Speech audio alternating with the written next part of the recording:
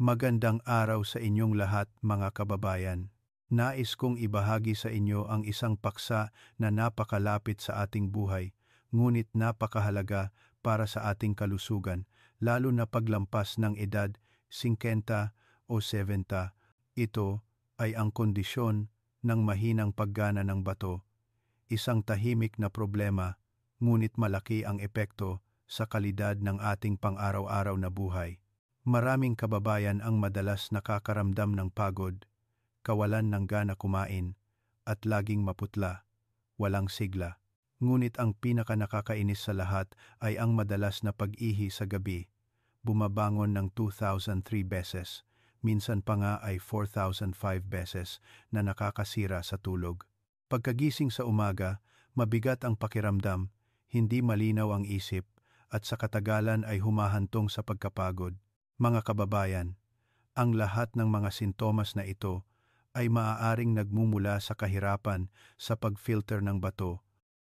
Isa sa mga palatandaan nito ay ang mataas na antas ng creatinine sa pagsusuri ng dugo. Kapag lumampas sa ligtas na limitasyon ang creatinine, nangangahulugan ito na hindi normal na na-filter ng bato ang mga dumi.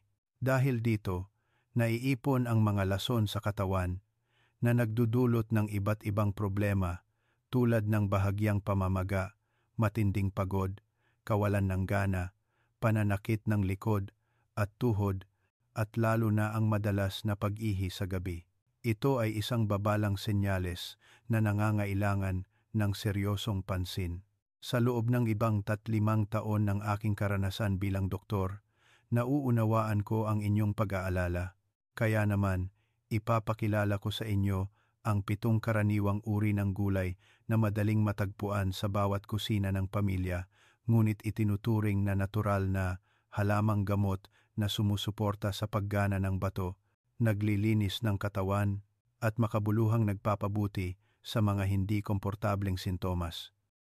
Ang mga gulay na ito ay hindi gamot, ngunit ipinapakita ng modernong pananaliksik sa nutrisyon na naglalaman ang mga ito ng mga compound na kapaki-pakinabang sa bato na nakakatulong na mabawasan ang pasanin sa pag-filter ng organ na ito. Maraming kababayan, matapos itong isama ng tama sa kanilang dieta ang nakaranas ng pagbaba sa madalas na pag-ihi sa gabi, mas magandang tulog at gana at kapansin-pansing pagbuti sa kanilang pakiramdam. Gayunpaman, nais ko ring ipaalala sa inyo ang isang napakahalagang bagay. Ito ay isang paraan ng nutrisyon na sumusuporta upang mapalakas ang katawan at mabawasan ang pagod ng bato. Para sa mga kababayan na nasa malubhang yugto ng sakit sa bato, nagdadialysis o may komplikadong kondisyon tulad ng diabetes o alta presyon, kailangan nilang kumonsulta sa isang espesyalistang doktor bago magpatupad ng anumang pandagdag na dieta. Bawat tao ay may magkaibang kondisyon, at ang paggamit ng pagkain ay kailangan ding naaayon sa kanilang kalusugan. Sa susunod na bahagi, inaanyayahan ko kayong tuklasin ang bawat uri ng gulay, ang tunay na epekto nito sa bato, at kung paano ito gamitin ng tama upang maging mas magaan ang pakiramdam ng katawan, mas mahimbing ang tulog, at maprotektahan ang kalusugan mula sa pinakasimpleng bagay sa ating paligid. 1. Labanos, radish. Kapag pinag-uusapan ang mga gulay na mabuti para sa bato, ang labanos ang laging unang nababanggit. Ito ay isang napakakaraniwang pagkain sa pang-araw-araw na kainan, mura, madaling lutuin, ngunit nagtataglay ng mga espesyal na benepisyo para sa urinary system at paggana ng bato. Hayaan ninyong ipaliwanag ko ng malinaw upang maunawaan ninyo kung bakit ang labanos ay itinuturing na isang natural na gamot para sa mga may mataas na creatinine o madalas na umiihi sa gabi at pagod dahil sa mahinang bato. Una sa lahat, ang labanos ay may natural na diuretic na katangian na nangangahulugang nakakatulong ito sa katawan na mapataas ang paglabas ng labis na tubig at dumi sa pamamagitan ng ihi. Mahalaga ito, mga kababayan, dahil bawat araw, kailangan ng bato na mag-filter ng daan-daang litro ng dugo. Kung may suporta mula sa diuretic na pagkain, mababawasan ang pasanin sa bato at mas gagaan ang trabaho nito. Kapag regular na nailalabas ang labis na likido, gagaan ang pakiramdam ng katawan, mababawasan ang pamamaga, ang pakiramdam ng kabusugan at pagod. Hindi lamang iyan, naglalaman din ang labanos ng maraming antioxidant tulad ng vitamin C at iba pang kapaki-pakinabang na compound ng halaman. Nakakatulong ang mga sangkap na ito na protektahan ang mga selula ng bato mula sa pinsala na dulot ng oxidative stress, isa sa mga sanhi ng paghina ng paggana ng bato habang tumatanda. Para sa mga matatanda, natural na humihina ang bato, ngunit kung alam nating magdagdag ng tamang pagkain, maaari nating pabagalin ang prosesong ito at panatilihing malusog ang bato ng mas matagal. Tungkol sa tumataas na creatinine, ang labanos ay mayroon ding hindi direktang papel sa pagsuporta. Kapag mahusay na nailalabas ng katawan ang tubig, ang mga dumi na natunaw sa ihi kasama ang creatinine ay mas epektibong nailalabas. Nakakatulong ito na mabawasan ang presyon sa bato na hindi na kailangang mag-filter ng labis. Huwag ninyong isipin na direktang binabawasan ng labanos ang creatinine. Sa katunayan, sinusuportahan nito ang proseso ng paglabas na nakakatulong na gumaan ang trabaho ng bato, kaya naman mas nagiging stable ang creatinine. Ito ay isang natural, banayad, ngunit napakalaking tulong para sa mga matatanda. Tungkol sa paggamit, madaling lutuin ang labanos, kaya maaaring gamitin sa iba't ibang paraan. Labanos juice. I-juice ang 1,002 maliit na labanos, haluan ng maligamgam na tubig, inumin 2,003 beses sa isang linggo para sa epektibong diuretic na epekto. Sinigang na labanos. Lutuin sa sabaw ng karne ng baboy, isda, o hipon. Maganda ito para sa katawan, madaling tunawin, at nakakatulong na gumaan ang pakiramdam. Nilagang labanos. Ilaga kasama ang buto-buto o sa mga light soup na nakapagpapalusog at mabuti para sa digestive system. Nais kong ipaalala na ang labanos ay may pampalamig na katangian, kaya dapat itong gamitin ng katamtaman. Iwasan ang labis na pagkain sa isang araw, lalo na para sa mga may mababang presyon ng dugo o madalas na nakakaramdam ng ginaw sa tiyan. Kung regular at tama ang pagdaragdag ng labanos, malaki ang suporta sa bato, bababa ang madalas na pag-ihi sa gabi, mababawasan ang pagod, mas mahimbing ang tulog, at mas magiging malusog ang balat dahil sa madaling paglabas ng mga lason. Isang simpleng gulay na nagbibigay ng napakaraming benepisyo sa kalusugan ng mga matatanda. 2. Kamote, sweet potato. Ang pangalawang gulay na nais kong ibahagi sa inyo ngayon ay ang kamote, isang pagkain na karaniwan, madaling bilhin at masarap, ngunit may kamangha-manghang benepisyo para sa kalusugan ng bato, lalo na para sa mga kababayan na nakakaranas ng madalas na pag-ihi sa gabi, pagod, o nasa panganib na humina ang paggana ng bato dahil sa diabetes at mataas na kolesterol. Maraming kababayan ang kumakain ng kamote araw-araw nang hindi alam na ito ay isang gintong pagkain para sa bato at sa metabolismo ng katawan. Una sa lahat, ang kamote ay mayaman sa soluble fiber at ang hibla na ito ay may napakahalagang papel. Nakakatulong ito na maging stable ang blood sugar pagkatapos kumain, pinipigilan ang biglaang pagtaas at pagbaba ng asukal, isang pangyayari na madalas sa mga matatanda. Kapag maayos ang kontrol sa blood sugar, hindi gaanong masisira ang bato dahil ang matagal na mataas na blood sugar ay isa sa mga pangunahing sanhi ng paghina ng paggana ng bato. Maraming kaso ng sakit sa bato sa mga matatanda ay nagmumula sa hindi kontroladong diabetes sa loob ng maraming taon. Hindi lamang yan, nakakatulong din ang kamote na mabawasan ang bad cholesterol na nagpapababa ng panganib ng atherosclerosis, isang salik na direktang nakakasira sa mga daluyan ng dugo na nagbibigay ng dugo sa bato. Upang maging malusog ang bato, kailangan ng malinis na daluyan ng dugo. Kapag barado ang mga daluyan ng dugo, hindi nakakakuha ng sapat na nutrisyon ang bato at sa katagalan ay madaling humina.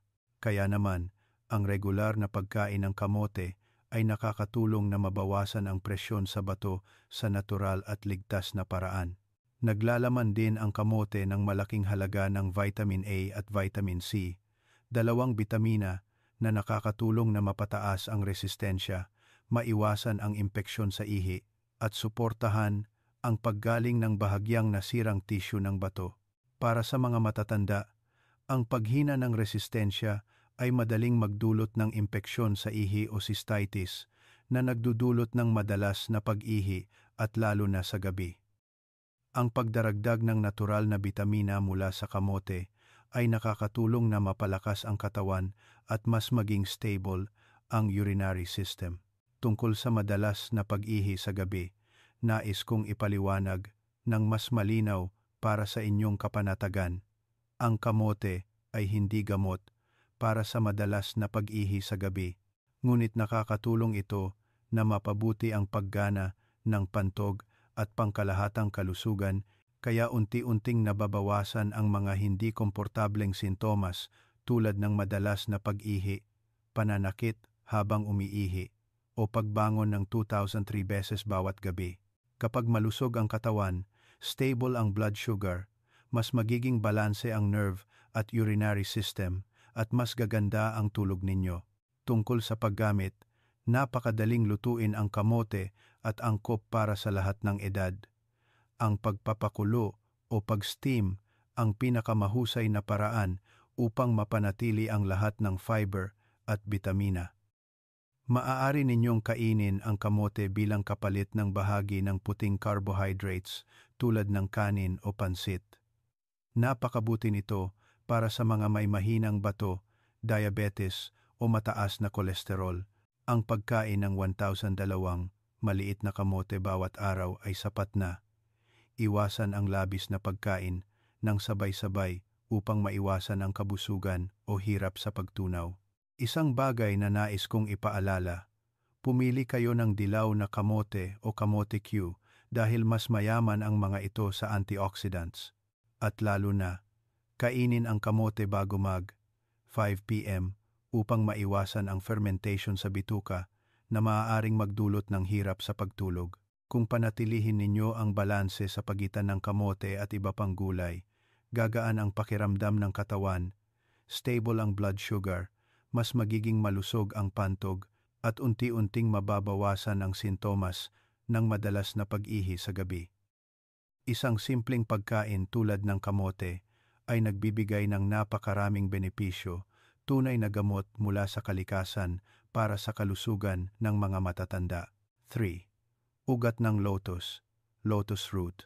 Ang susunod na gulay na nais kong ibahagi sa inyo ay ang ugat ng lotus.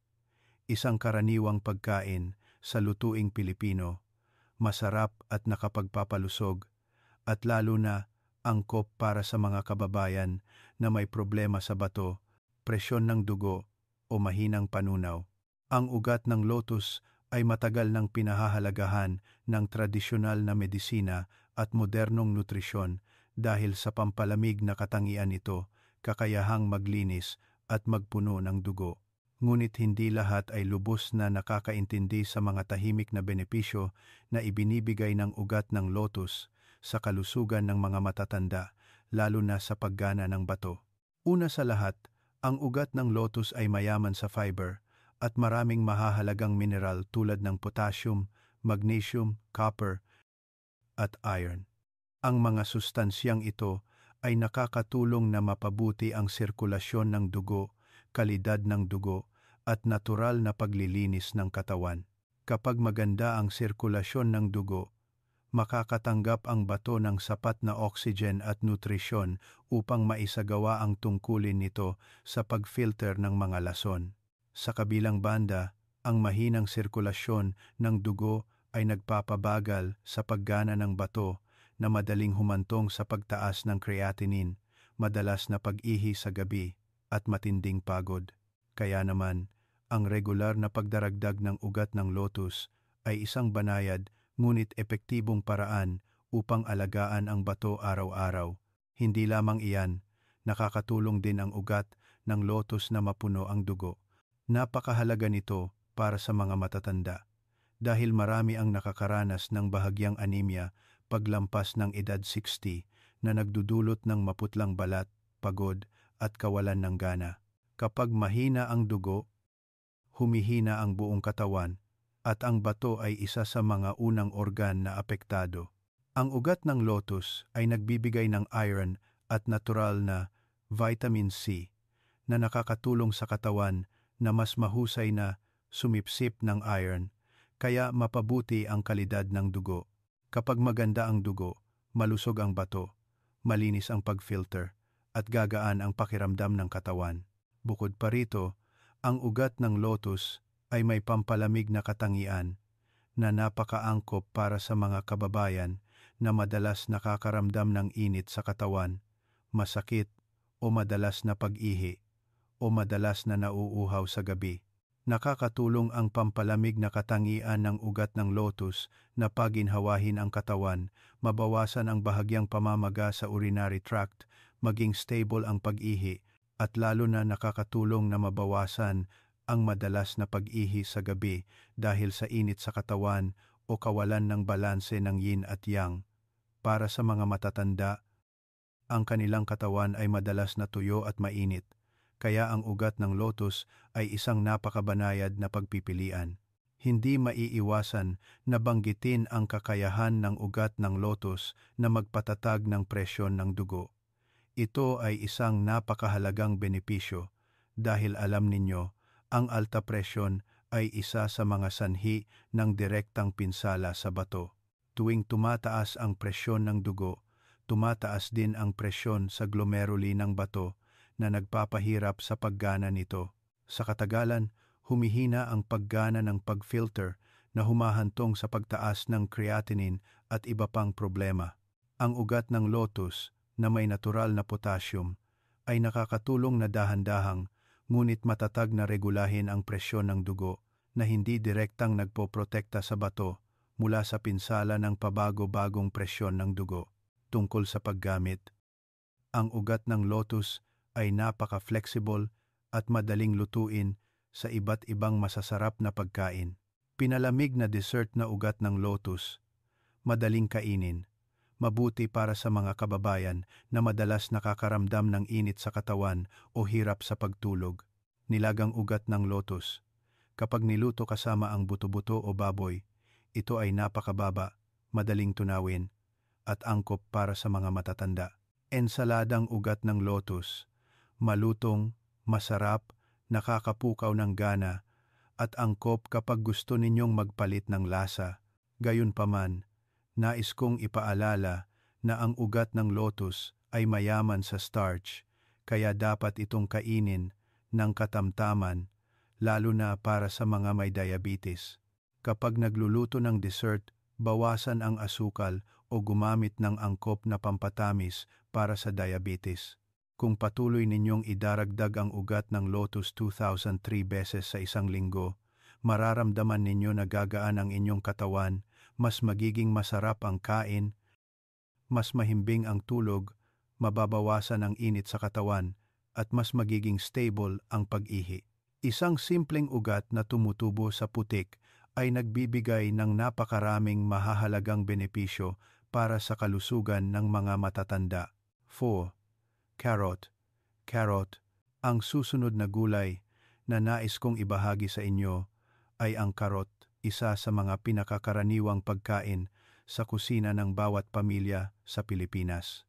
Bagamat simple, ang karot ay naglalaman ng maraming mahalagang sustansiya na partikular na kapakipakinabang para sa mga kababayan na may problema sa bato, mahina ang resistensya o madaling mapagod.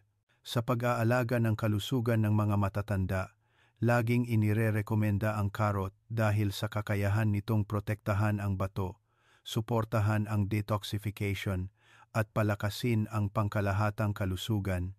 Una sa lahat, ang karot ay may napakataas na nilalaman ng beta-carotene. Ito ay isang precursor ng vitamin A, isang napakahalagang sustansiya na nakakatulong na lumaban sa oxidative stress, protektahan ang mga selula, at palakasin ang resistensya.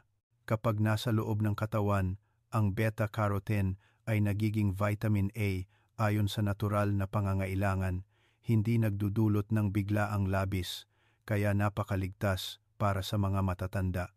Ang mga antioxidant sa karot ay nakakatulong na protektahan ang mga selula ng bato mula sa pinsala na dulot ng free radicals, na siyang sanhi ng unti-unting paghina ng bato habang tumatanda. Bukod pa rito, nakakatulong din ang karot na suportahan ang pangkalahatang proseso ng detoxification ng katawan. Alam ninyo, ang bato ang pangunahing filter ng katawan, ngunit kung magdadagdag tayo ng mga pagkain na sumusuporta sa atay, ang organ na may papel sa detoxification kasama ng bato, malaki ang mababawas sa pasanin ng bato. Naglalaman ang karot ng mga compound na nakakatulong na mapataas ang detoxification sa pamamagitan ng atay at apdo, na nagpapagaan sa pakiramdam ng katawan, nagpapaliwanag sa balat, at nagpapagaan sa trabaho ng bato. Sinusuportahan din ng karot ang immune system. Kapag malusog ang katawan, hindi gaanong magkakaroon ng pamamaga sa ihi, kaya mababawasan ang mga sintomas tulad ng pananakit o madalas na pag-ihi sa gabi dahil sa impeksyon. Ito ay isang bagay na hindi napapansin ng maraming kababayan. Kahit bahagyang pamamaga ay maaaring magdulot ng iritasyon sa pantog at magdulot ng pagbangon ng maraming beses sa gabi, na nagre-resulta sa kakulangan sa tulog at paghina ng pangkalahatang kalusugan.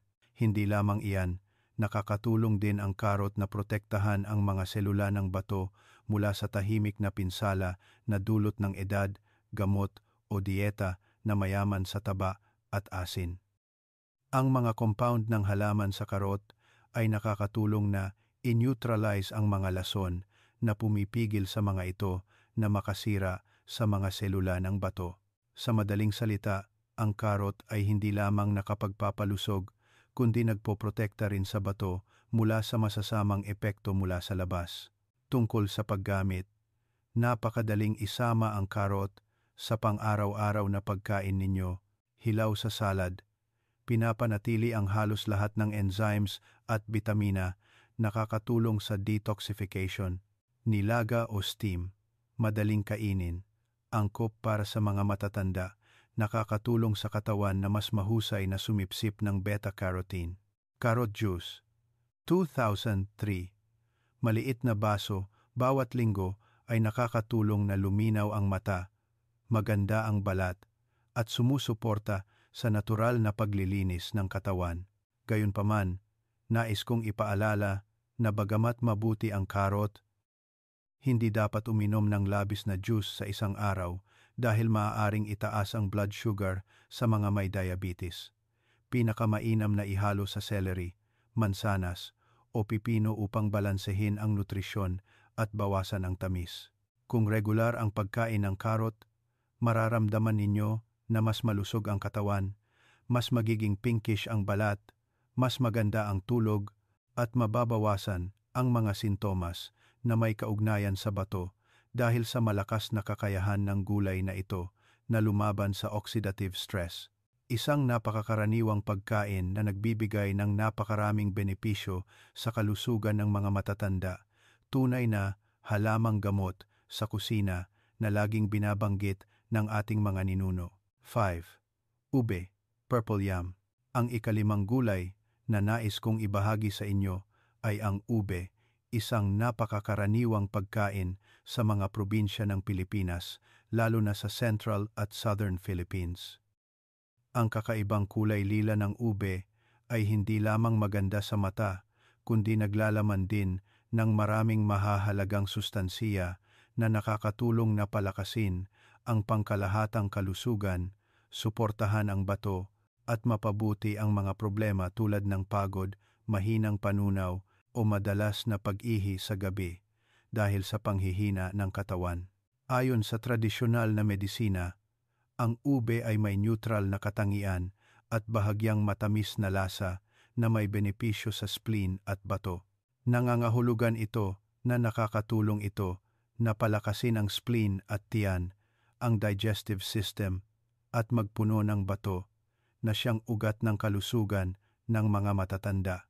Kapag maayos ang paggana ng spleen at tiyan, mas epektibong natutunaw ang pagkain, mas ganap na nasisipsip ng katawan ang mga sustansiya, kaya lumalakas ang dugo, puno ng enerhiya, at mas maayos ang nutrisyon ng bato. Maraming kababayan na matatanda na nakakaranas ng madalas na pag-ihi sa gabi, kawalan ng gana o pagod ay sa katunayan dahil sa mahinang spleen at tiyan na humahantong sa unti-unting paghina ng bato. Ang regular na pagdaragdag ng ube ay nakakatulong na mapabuti ang ugat ng problemang ito. Naglalaman din ang ube ng natural na musin, isang napakahalagang compound na nakakatulong na protektahan ang lining ng tiyan, mapabuti ang bituka at palakasin ang immune system. Kapag malakas ang immune system, hindi gaanong magkakaroon ng impeksyon ang katawan, lalo na ang impeksyon sa urinary tract, isang karaniwang sanhi ng pagbangon ng maraming beses sa gabi upang umihi. Ito ang dahilan kung bakit maraming tao ang regular na kumakain ng ube ay nakakaramdam ng mas malakas, mas mahimbing ang tulog at unti-unting bumababa ang madalas na pag-ihi sa gabi. Hindi lamang iyan, mayaman din ang ube sa vitamin B6, manganese, potassium at antioxidants na nakakatulong na protektahan ang mga selula mula sa pinsala na dulot ng edad at free radicals. Ang mga sustansyang ito ay nakakatulong din na mabawasan ang presyon sa bato, hindi direktang sumusuporta sa pagpapanatili ng stable na creatinine sa mga kababayan na may bahagya hanggang katamtamang sakit sa bato.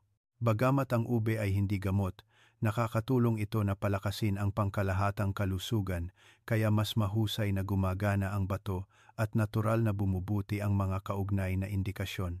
Ang isa pang espesyal na punto ay nakakatulong ang ube na mapuno ang ki at dugo. Ang mga kababayan na madalas nakakaramdam ng pagkahilo, kawalan ng gana, maputlang balat o madaling mapagod kapag tumatayo o umuupo ay maaaring dahil sa paghina ng ki at dugo. Kapag maganda ang ki at dugo, mas malakas ang katawan, mas mahimbing ang tulog, mas maluwag ang isip, at tulad ng alam ninyo, kung maganda ang tulog, madaling makarecover ang bato at mababawasan ang madalas na pag-ihi sa gabi. Tungkol sa paggamit, napakadaling lutuin ang ube at angkop para sa maraming tradisyonal na lutuin ng Pilipino. Nilagang ube, malambot, madaling tunawin, mabuti para sa mga matatanda o sa mga may mahinang panunaw. Ginataan ube. Kapag niluto kasama ang buto-buto, giniling na karne o tuyong hipon, napakababa nito na nagbibigay ng natural na tamis. Pritong ube o sa sinigang, bahagyang malutong, masarap at nakakatulong na magbigay ng iba't ibang lasa sa pagkain ng pamilya. Kapag nagluluto, dapat limitahan ang labis na asukal o langis upang matiyak na ang pagkain ay banayad at mabuti para sa bato. Ang mga may diabetes ay maaari pa ring kumain ng ube, ngunit sa katamtamang dami at ihalo sa mga berdeng gulay upang maiwasan ang pagtaas ng blood sugar. Kung patuloy ninyong kakainin ang ube 2,003 beses sa isang linggo, mararamdaman ninyo na stable ang inyong digestive system, mas malakas ang katawan, mas mahimbing ang tulog, at unti-unting mababawasan ang madalas na pag-ihi sa gabi dahil sa pagpapalakas ng pangkalahatang kalusugan. Isang karaniwang gulay na madaling matagpuan at madaling lutuin ay nagbibigay ng napakaraming benepisyo, kaya karapat-dapat na isama sa pang-araw-araw na dieta ng mga matatanda. Sex, luya, ginger. Sa bahaging ito, nais kong ibahagi sa inyo ng detalyado ang tungkol sa sariwang luya. Isang karaniwang pampalasa sa kusina ng Pilipinas, ngunit nagbibigay ng maraming kamangha-manghang benepisyo, lalo na para sa mga kababayan na higit sa 55 taong gulang na madalas nakakaranas ng madalas na pag-ihi sa gabi. Malamig ang tiyan, mahinang sirkulasyon ng dugo, o paghina ng paggana ng bato habang tumatanda. Maliit man ang luya, hindi maliit ang epekto nito sa katawan, at nais kong maunawaan ninyo kung bakit ilang hiwa lamang ng luya ang maaaring makagawa ng malaking pagbabago. Kapag tumatanda ang katawan, unti-unting bumababa ang panloob na temperatura, bumabagal ang sirkulasyon ng dugo, na nagdudulot ng pakiramdam ng ginaw sa kamay at paa, pananakit ng likod, tuhod, at madalas na pag-ihi sa gabi. Ang sariwang luya, na may natural na pampainit na katangian kapag nasa loob ng katawan, ay nakakatulong na pasiglahin ang sirkulasyon ng dugo na nagdadala ng dugo sa lahat ng organ, lalo na sa bato at pantog. Dahil dito, mas stable na gumagana ang bato at pantog, kaya nababawasan ang bilang ng beses na umiihi sa gabi. Hindi lamang iyan, ang luya ay mayroon ding bahagyang diuretic na epekto na nakakatulong sa katawan na ilabas ang labis na tubig at dumi, napakalaking tulong para sa mga matatanda na madalas makaranas ng pamamaga sa paa, kabusugan o pakiramdam ng bigat at bagal. Bukod pa rito, sinusuportahan din ng luya ang panunaw at binabawasan ang pagduduwal, isang bagay na madalas nararanasan ng maraming kababayan dahil sa mahinang bato o paggamit ng maraming gamot. Kapag kumakain ng luya, umiinit ang katawan mula sa loob, napapasigla ang bituka at tiyan, kaya nababawasan ang pakiramdam ng kabusugan, hirap sa panunaw o pagduduwal. Ito ang dahilan kung bakit maraming kababayan ang nakakaramdam ng mas komportable at mas mahimbing ang tulog matapos kumain ng kaunting luya bago kumain ng hapunan o bago matulog. Ang epekto ng luya sa pagbawas ng madalas na pag-ihi sa gabi ay nagmumula rin sa kakayahan nitong panatilihing mainit ang katawan. Napapansin ba ninyo na sa mga malamig na gabi o kapag malamig ang inyong paa, kapansin-pansing tumataas ang madalas na pag-ihi sa gabi? Ang dahilan ay napakasensitibo ang bato sa lamig. Kapag nilalamig ang katawan, agad na humihina ang paggana ng bato at pantog na nagdudulot ng pagbangon ng maraming beses sa gabi. Nakakatulong ang sariwang luya na painitin ang katawan mula sa loob, mapabuti ang sirkulasyon ng dugo at pasiglahin ang stable na paggana ng bato, kaya naman kapansin-pansing nababawasan ang madalas na pag-ihi sa gabi. Maraming kababayan, matapos uminom ng isang baso ng mainit na ginger tea bago matulog, ang nakakita ng agarang epekto sa loob lamang ng ilang araw ng paggamit. Ang luya ay napaka-flexible at madaling gamitin sa bahay. Maaari kayong gumawa ng simpleng ginger tea na may ilang hiwa ng sariwang luya, magdagdag ng kaunting pulot kung gusto, inumin bago matulog para painitin ang tiyan, o sa umaga para pasiglahin ang katawan. Maaari ding idagdag ang luya sa mga pagkain tulad ng adobong isda, nilagang karne, sinigang o lugaw sa gabi. Hindi lamang masarap kundi nakakatulong din sa panunaw at nagpapanatili ng init ng katawan. Para sa mga kababayan na gustong dagdagan ang epekto, ang pagbabad ng paa sa tubig na may luya bago matulog ay isa ring magandang paraan para painitin ang bato at paa at sabay na bawasan ang madalas na pag-ihi sa gabi sa natural na paraan. Nais kong ipaalala na napakabuti ng luya, ngunit dapat itong gamitin ng katamtaman. Mga 3-5 hiwa bawat araw ay sapat na. Ang mga may malubhang sakit sa tiyan ay dapat gumamit ng mas kaunti upang maiwasan ang pag-init ng tiyan. Sa pamamagitan ng pagbabahaging ito, umaasa ako na mauunawaan ninyo na ang sariwang luya, maliit at madaling makita, ay isang kamangha-manghang natural na gamot. Nakakatulong ito na painitin ang katawan, mapabuti ang sirkulasyon ng dugo, mabawasan ang madalas na pag-ihi sa gabi, suportahan ang panunaw, bawasan ang pagduduwal, at panatilihing stable ang paggana ng bato, kaya natural at ligtas na napapalakas ang pangkalahatang kalusugan. Mga kababayan, sa huling bahaging ito, nais kong ibahagi ng malinaw ang pinakamahalagang bagay na kailangan ninyong isaalang-alang kapag gumagamit ng mga gulay upang suportahan ang paggana ng bato, bawasan ang creatinine o mapabuti ang madalas na pag-ihi sa gabi.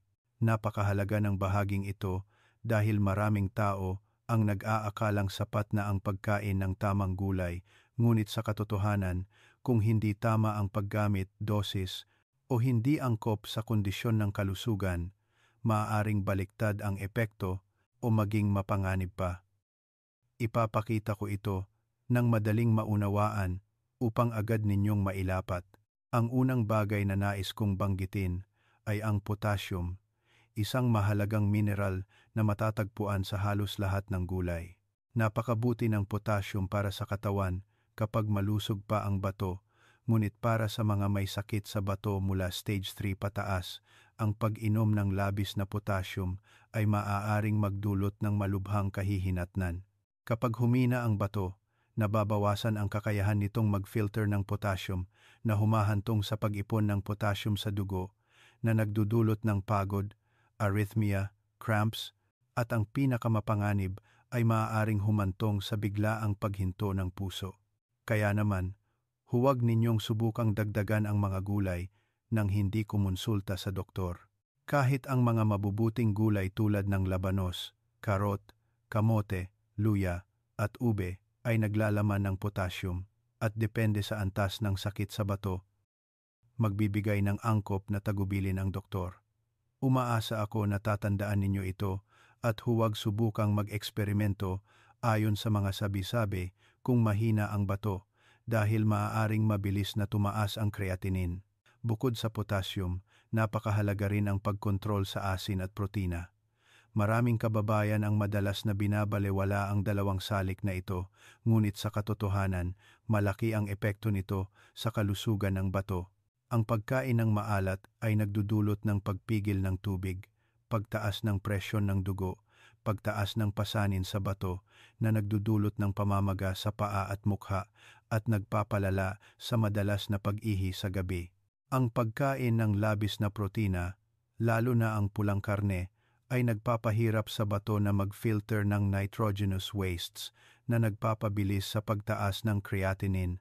Kaya naman, ang mga may sakit sa bato ay dapat kumain ng kaunting asin, limitahan ang mga maalat na pagkain at adobo, limitahan ang pulang karne, unahin ang plant-based protein, at kumain ng katamtamang protina.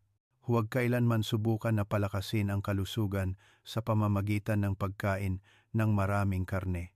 Nais ko ring bigyang diin na ang mga gulay ay pagkain lamang na sumusuporta at hindi maaaring palitan ang gamot o ang plano ng paggamot ng doktor. Kung mahina ang bato, tumataas ang creatinine, madalas na pag-ihi sa gabi, pamamaga ng paa, matagal na pagod, o alta presyon, kailangan ninyong sumailalim sa tamang paggamot ng espesyalista sa bato, sundin ang mahigpit na dieta, at uminom ng gamot ayon sa reseta. Anumang payo mula sa mga sabi-sabi, gaano man ito kaganda, ay hindi maaaring palitan ang medikal na pamamaraan. Ang mga gulay ay nakakatulong lamang na gumaan ang pakiramdam ng katawan, mas maganda ang panunaw at mabawasan ang presyon sa bato, ngunit hindi nito ginagamot ang sakit sa bato. Panghuli, umaasa ako na ipagpapatuloy ninyo ang pagsubaybay sa mahahalagang indikasyon tulad ng creatinine, urea, potassium, protina sa ihi, at presyon ng dugo nang hindi bababa sa 1,002 buwan upang maaga mong matukoy ang anumang abnormalidad. Kasabay nito, alagaan ang bato sa pamamagitan ng maliliit ngunit epektibong gawi. Uminom ng sapat na tubig, mag-ehersisyo ng banayad, panatilihing maluwag ang isip, sapat na tulog, iwasan ang matagal na stress, at limitahan ang alak at beer. Ang mga bagay na tila simple ay may malaking epekto sa paggaling ng bato at pagpapanatili ng stable na paggana na nagbibigay ng matagal na kalusugan para sa inyo. Umaasa ako na kung regular ninyong isasagawa ito, mas magiging malusog ang bato, mas magaan ang pakiramdam ng katawan, at kapansin-pansing mapapabuti ang kalidad ng buhay ninyo sa paglipas ng panahon.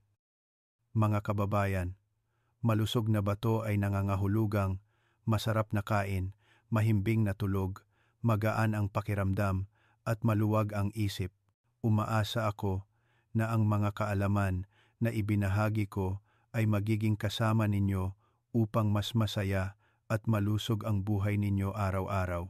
Kung gusto ninyong suportahan ko ang paglilipat ng nilalamang ito sa isang kumpletong video, maliit na libro, o palawakin pa ang anumang bahagi, sabihin lang ninyo, laging handa akong samahan kayo.